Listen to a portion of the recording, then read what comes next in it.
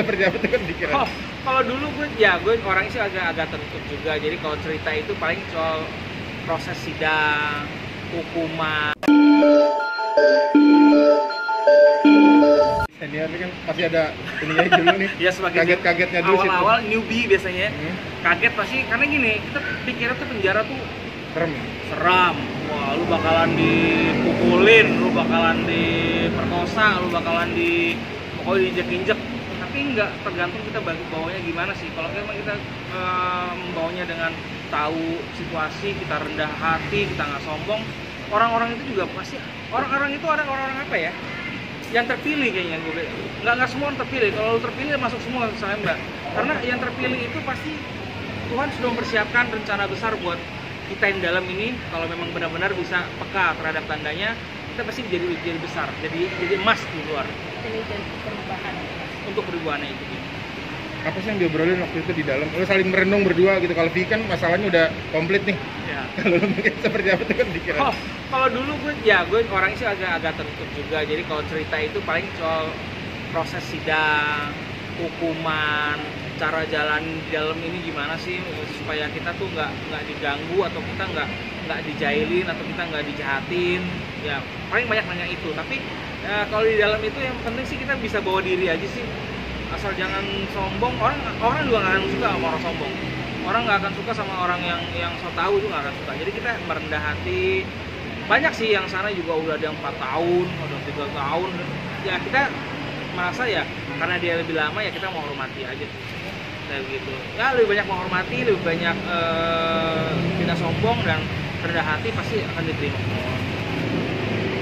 Mas Reza, soal Farid, Ya, Farid. nanyain soal Farid, makanya Mas Farid nggak dapat kabar dari Mas Reza nih selama berada di dalam sampai akhirnya bebas dan menikah.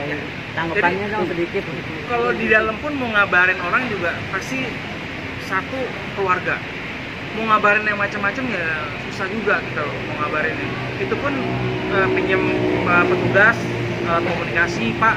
Saya mau keluarga, Pak. Ya, hubungan aja. Terus kadang-kadang ada yang petugas datang, "Ja, nih dari Vicky." "Hah? Ja, oh ya, Pak, nitip ini, Pak," gitu. Terus ada siapa lagi ya? Ruben Onsi juga pernah nitip juga bantuan juga buat gua. Jadi komunikasi itu sangat terbatas. Jadi kalau sama Farid tuh juga nggak ada hubungan yang ngasih kabar atau gimana, teman-teman nggak mungkin. Terus mau besok juga lagi COVID, susah banget kemarin itu terakhir. Ya sudah, jadi memang nggak ada bisa ngabang-ngabarin. Yang pastinya juga saya juga nggak ada kepikiran untuk woro-woro pengen ngabarin, boleh bebas, nggak juga, karena saya setelah dari Salemba ini menjadi introspeksi, lebih banyak introspeksi diri, menjadi Reza yang baru, pengen jadi Reza yang benar-benar tahu diri, tahu akan Tuhan dan dekat sama Tuhan. Itu doang sih. Ruben Onsu ngasih bantuan apa, Jak? Ya. Ruben Onsu ngasih bantuan apa? Kalau Vicky kemarin dapat duit katanya. Ya, Ruben juga duit, pasti duit. Karena itu yang luar biasanya kalau kita di dalam itu bantuan uang 2.000 aja berharga, 1.000 aja itu sangat berharga. Makanya kita belajar bersyukur dan juga belajar belajar tahu diri lah.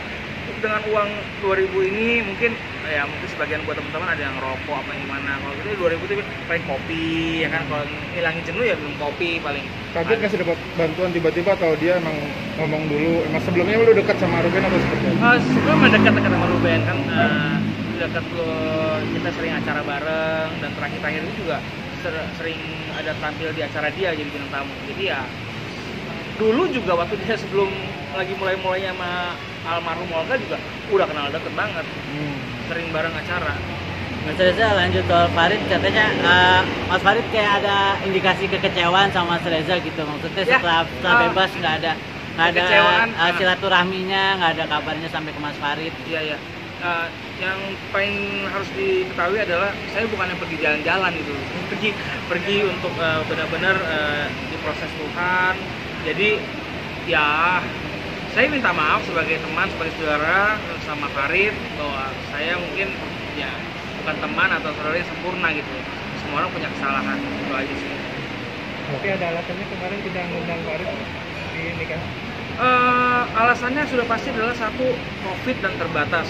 Jadi kita sih pengen banget ngundang semua, tapi namanya peraturan PSBB pemerintah kita hormati, kemudian juga tempat yang kita boleh disediakan tempat itu juga kita menghormati tempat itu ya. Jadi ya mohon maaf banget kemarin juga saya nggak undang Farid, semua banyak teman-teman ya, cuma keluarga dekat saja, dan juga buat teman-teman media juga jadi nggak bisa kita undang. Kita pengen banget membagikan kabar bahagia, siapa yang nggak pengen ya kan, kabar sukacita itu harus dibagikan.